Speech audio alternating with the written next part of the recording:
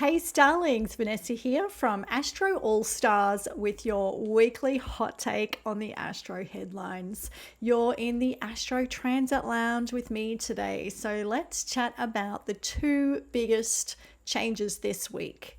One is particularly big and one is just a personal fave, which of course is Sagittarius season. So it's the final days of Scorpio season for you with late birthdays and early Sagittarius. Happy birthday. Thursday, Friday, depending where you live, 21st, 22nd, is Sagittarius season. Hang on and we'll talk about Pluto going into Aquarius after this. Sagittarius season, of course, the sun is in a fire sign for the month. It's all about energy and optimism, enthusiasm, finding the silver lining. So this philosophical centaur, sign of the centaur, happens to coincide with, or the season happens to coincide with, of course, the silly season that run up to and including the festive season or beginning of, where everyone just goes crazy spending. There's this big jolly guy, at least, you know, in Western festivities, celebrations, who gives out all these free presents, which was, you know, jovial Santa, which is basically archetype of Sagittarius, let's face it. So although that comes later, usually we get the presents in Sagittarius season. We just get to open them and perhaps be disappointed in Capricorn season. Only joking. But I do always notice, like, everyone's so happy. Everyone's so happy and chatting to everyone. We get to go at least on holidays, and if we don't, there's extra parties. And these are all themes of Sagittarius and Sagittarius season. So these things do correlate. The best way to enjoy Sag season, of course, is to be friendly. This is the sign of the friend maker, friendly Sagittarius. Strangers are friends you haven't met yet, that kind of thing. So as a Sagittarius, I'm pretty happy about my season about to be here. So enjoy Sag season. Deep dive Sagittarius with my book, Cosmic Power, Ignite Your Light, a simple guide to sun signs, and learn about Pluto and the planets with my book, Astro Power. So let's go to the bigger headline here is Pluto's ingress moving into the sign of Aquarius for good. So it's already dipped its toe twice. That was March to June 2023 and January to September 2024, because it sort of goes back and forth retrograding over the cusp. So it's going to go through to 2044 and then 2045 because of the retrograde. So it's got a good solid 20 years in the sign of Aquarius. This is really the hot news on the tips of every astrologer's lips right now, because it's such a long, deep, transformative cycle. So you combine the themes of Pluto with Aquarius. So Pluto represents or correlates with power struggles, often hidden or buried power. It's an outer planet because it's so slow. So it takes a thorough going over of whatever issues it is dealing with or bringing in. It's like change for good. This is thorough, solid change. This is a planet associated with death and regeneration. Often about power as well. Power shifts is what we're looking at. So it's been in Capricorn since 2008. And Capricorn, of course, is structures of bigger business, government, economies, etc. It's an earth sign. So that's material as well, but very structuring. And, toggling with Musk. I think it's been interesting over this period that Amazon's head is a Capricorn, opposite Elon, the opposite sign. They've been toggling for richest, I think, is Elon winning currently. And he's a Cancer. So balance of power. So I'm wondering what shifts will come through there, because we're actually going into a very air and fire dominant period with a few outer planet changes in a very short space of time this year and through next year with lots of retrogrades. So air and fire people are sort of on the up and up.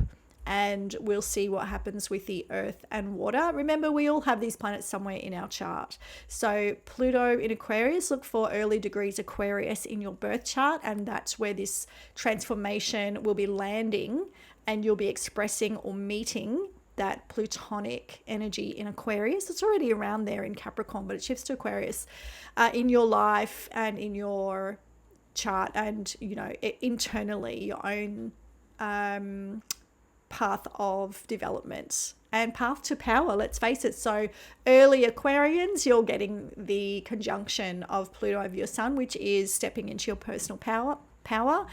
Late Capricorns, you're just finishing up this run. So it might be aspecting other planets in your chart. Maybe you're a Capricorn with Venus in Aquarius, etc. So you'll have it moving over your Venus.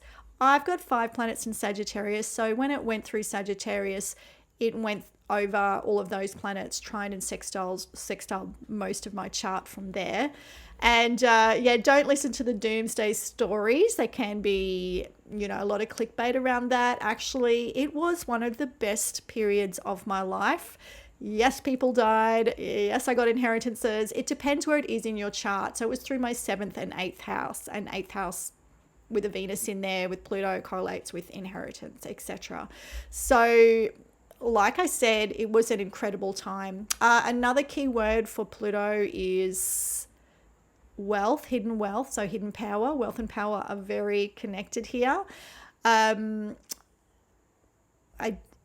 think one thing is obsession. It's a very obsessive kind of energy and it doesn't give up easily. So just watch the obsession. Go for, the higher road where possible. So power of the people, Aquarius, the people, opposite Leo, which is the monarch or the VIP. So the people, power to the people. Is it power over the people or power of the people, or a bit of both? As you know, the political climate is really changing. It's really swinging a lot to the right in a lot of places, and there's lots of fear of dictatorships and fascism. Certainly the bro club and misogyny, all the usual culprits, racism, homophobia, that's really swinging back. So that's something to watch and really watch that balance of power. But we hope that it is a power to the people and a more of an equality, egalitarian outcome. Aquarius is very much about equality and egalitarian. And one of the interesting things to do with these outer planet transits is look back to what happened last time. And this is a 248-year cycle. So last time we had the American Revolution and then the French Revolution, remembering the French actually helped the Americans shake off the controlling government, which was the UK. So that Pluto and Capricorn, I guess the UK was just pushing too hard, and by the time Pluto was starting to head into Capricorn or nearly there, they had a revolution, and then the French helped, and then of course bankrupted themselves for other reasons as well, and then the people overthrew Louis the 16th. So that's an interesting period in time to have a look at, and their revolution ended of course when Napoleon took charge, who happened to be Leo, which I thought was also quite Aquarian, and then stuffed up in Russia. So I've got a couple of podcasts I've done that you might like to listen to for some of the themes on the Astro All-Starz Podcast, wherever podcasts are found. And that is the Monarch Maker, the Mini Age of Aquarius. That's from April 2021. And good news for Gen X, Pluto in Aquarius, which I posted in July 2023. That's actually the last one I've put up to date. So learn a bit more about it there. It's fascinating. We'll be talking about it more. You can Google and find so many things on this now. Happy Sagittarius season. Have a great week. Vanessa Montgomery from Astro All-Starz. Stay cosmic.